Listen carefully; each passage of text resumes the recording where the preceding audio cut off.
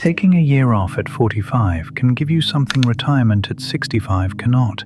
Time with your children while they still live at home, travel while your body is healthy, and a break before another 20 years of work.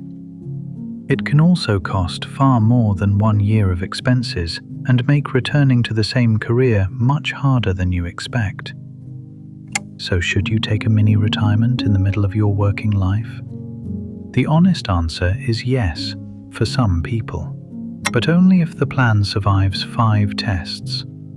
If it fails even one of the major ones, what feels like buying freedom can quietly damage the retirement you were trying to protect.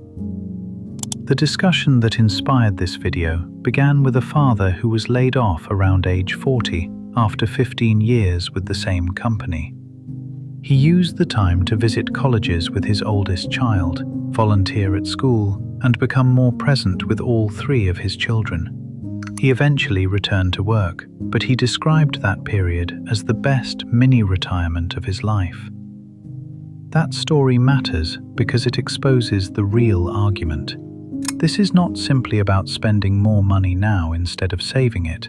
It is about whether some years of your life are worth more than others. A healthy year at 45 is not interchangeable with a healthy year at 70. Your children will not stay 12. Your parents will not stay independent. Your knees will not send you a polite calendar invitation before they begin negotiating the terms of every trip. At the same time, the phrase, "tomorrow is not promised," can justify almost any bad decision. It can justify draining savings, ignoring insurance, or walking away with no plan because staying feels unbearable. Time having value does not make every career break wise. Emotion tells you what the year could mean. Planning tells you whether you can afford the meaning. The first test is simple. What exactly are you buying? A mini retirement needs a purpose stronger than being tired of Monday morning. That purpose could be raising children during a critical year, caring for a parent, taking a long trip that will become physically harder later, finishing a serious project, recovering from real burnout, or testing a different way of living before making a permanent change. The more specific the purpose, the easier it becomes to judge whether the time was worth the price. I want to spend 1 school year being present for my family, is a plan. I need to get away from everything, is a warning. Burnout can make almost any exit look intelligent. 3 months later, once the nervous system settles down, the same person may discover that the job was not the only problem. The days have no structure, the marriage is under more pressure, and the expensive freedom feels strangely empty. That does not mean rest is useless. It means rest alone is not a destination. Before leaving work, describe an ordinary Tuesday during the break. What time do you get up? Who are you with? What are you building, learning, repairing, or experiencing? What would make the day feel worthwhile after the first month stops feeling like vacation? Also decide what success would look like. Is success returning healthier, finishing a degree, spending a full season with family, testing life in another state or country? If you cannot tell when the break has done its job, it can expand until the money makes the decision for you. If you cannot describe the life, do not quit merely to escape the job. The second test is the full price. Most people calculate the rent, food, travel, and insurance for 12 months. That is only the visible cost. The real price includes living expenses, lost salary, lost employer retirement contributions, lost health benefits, missed investment contributions, and the growth that those missing dollars could have earned for another 20 years. Suppose you take $50,000 from investments at age 45 to fund the year. At a hypothetical 6% annual return, that $50,000 could have grown to roughly $160,000 by age 65. The year did not merely cost $50,000. It left the future account about $160,000 smaller than it otherwise might have been. And that still ignores the contribution you did not make during the year. If you normally invest $20,000 through your paycheck and employer plan, that missing contribution also loses 20 years of growth. The real opportunity cost can become much larger than the amount you spent at the time. That does not prove the year is a mistake. Money is meant to support a life. But the decision deserves the real number, not the comforting number. There is another cost that rarely appears in the spreadsheet: momentum. You may leave during your peak earning years. You may miss a promotion, a bonus cycle, stock compensation, or the years when your professional reputation is strongest. In some careers, 12 months away is harmless. In others, the industry changes, the tools change, and the network moves on without you. This is why the mini-retirement must be compared with the future it replaces. Not with doing nothing, not with dying tomorrow, with the actual path you would otherwise follow. The third test is how the break is funded. The strongest version uses a separate cash reserve built specifically for time off. Retirement accounts remain invested. High-interest debt is already gone. The emergency fund remains separate from the travel fund. Healthcare is priced before the resignation letter is sent. The weakest version raids a 401k or IRA, carries credit card debt, assumes nothing expensive will break, and calls the entire thing an act of courage. In the United States, pulling money from many retirement accounts before age 59.5 can create ordinary income tax and, unless an exception applies, an additional 10% tax. Even when an exception exists, the money is no longer compounding for retirement. Healthcare also needs its own line in the plan. Losing job-based insurance can make you eligible for a marketplace special enrollment period, and COBRA may allow temporary continuation of an employer plan. Neither option should be treated as a vague future detail. Compare the actual premiums, deductibles, family coverage, and prescription costs before leaving. The household calendar matters too. Age 45 may arrive at the same time as college tuition, aging parents, a mortgage, or children who still depend on your income. A break that looks affordable for one person may be reckless for a household with several expensive years arriving together. One medical event should not be able to convert a planned year off into 5 years of financial recovery. A useful rule is this: the mini-retirement fund should be money you can spend without touching the assets that protect your old age and without weakening the emergency plan that protects next month.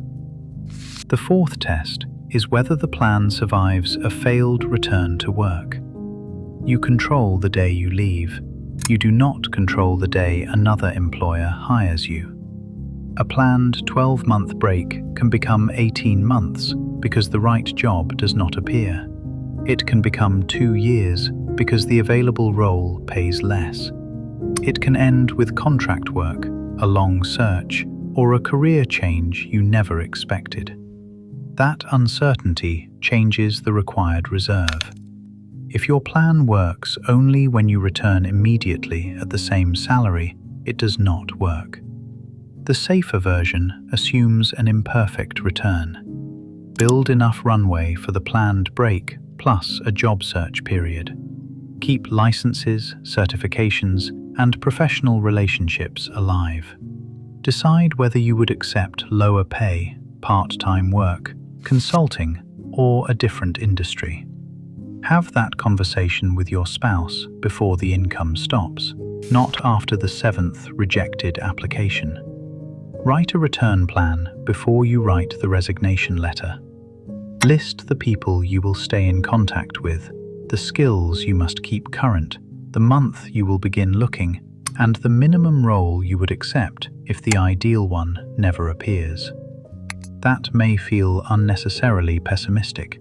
It is actually what allows the break to feel peaceful. This is where the answer changes for someone already in the mid-40s or 50s. The career break may still be possible, but re-entry risk becomes more important than the cost of the vacation itself. You are not only buying time, you are giving up control over your next employment date. That is the hidden difference between a real sabbatical and quitting. A sabbatical includes a path back. Quitting includes hope. Hope is useful. It is not a financing strategy. The fifth test is whether you can buy most of the benefit for far less risk. A one-year break sounds transformative because normal vacations are too short. By the time you stop checking email, half the trip is over. But the only alternatives are not 2 weeks or 12 months. Could 3 months solve the problem? Could you negotiate unpaid leave? Could you work 4 days a week for a year? Could you take a month between jobs, work seasonally, consult for 10 hours a week, or move temporarily to a lower-cost location? Could you build a time fund and take 6 weeks every summer for several years? These versions preserve some income, benefits, career connection, or compounding, while still buying a meaningful amount of time. A small stream of income can also change the entire calculation. Earning enough to cover groceries and insurance may prevent tens of thousands of dollars from leaving the portfolio.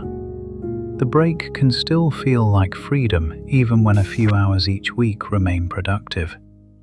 The goal is not to prove that a full year is excessive. The goal is to identify which part of the year creates the value. If the best part is being present during one school semester, do not automatically purchase 12 months. If the best part is a long hiking route, do not quit for 2 years. Buy the time you actually need. There is also a harder truth.